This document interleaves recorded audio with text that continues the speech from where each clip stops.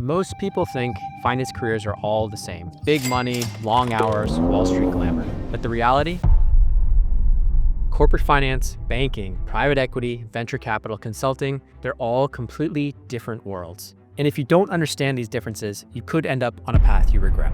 So today, I'll walk you through the main career paths in finance, what they actually look like, how people break in, and the one truth that ties them all together. For those of you who don't know me, I started my career in investment banking at Rothschild, then moved to private equity at Tailwind Capital. Later, I went on to build WSO to help students break into high finance.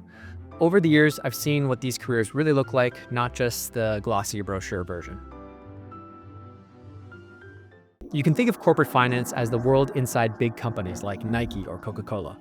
There are really two sides.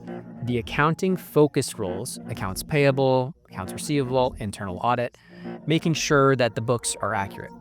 And then there's the analysis-focused roles, like FP&A or financial analysts, forecasting, budgeting, and advising management. The hours are usually pretty reasonable, call it 40 to 60.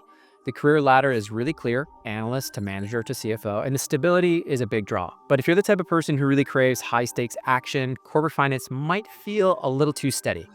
That's where banking comes in. This was my first stop after college. Investment banking is all about raising capital, advising on mergers, acquisitions, or even restructurings. At the analyst level, you're building models, pumping out pitch decks, and working brutal hours. We're not going to sugarcoat it here. The pay is strong, $200,000 right out of school at the highest levels, but the lifestyle, think close to 80 to 100-hour weeks. I remember nights where I was in the office until 2 or 3 a.m. repeatedly, day after day after day. In fact, my longest day ever was a 41-hour workday, meaning I didn't come home from the office for a full 41 hours straight.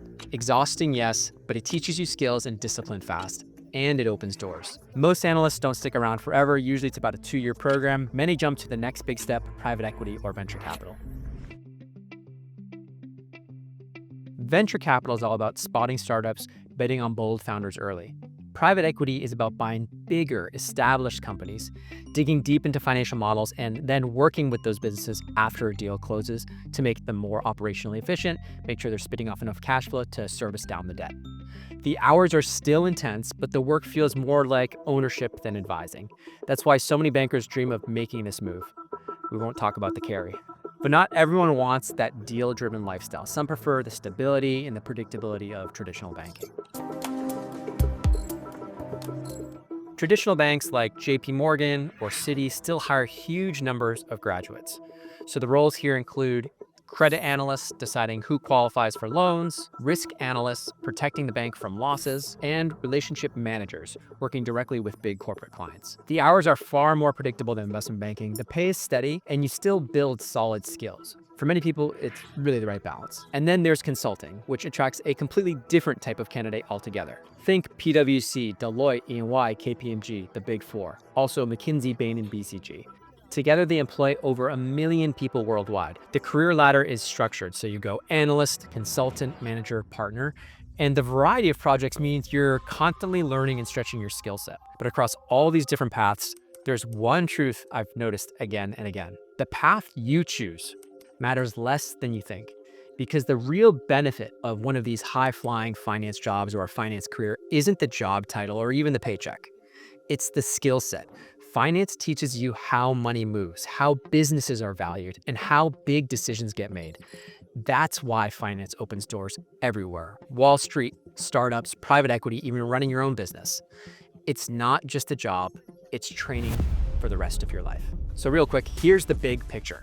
Corporate finance gives you stability. Investment banking gives you adrenaline and a steep learning curve. PE and VC give you ownership. You're an actual investor.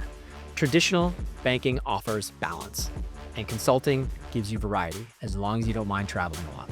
No matter which one you choose, it's about growth, especially when you're coming right out of undergrad. So if you had to pick today, which path would you take? Drop your answers in the comments below and let's see which path comes out on top.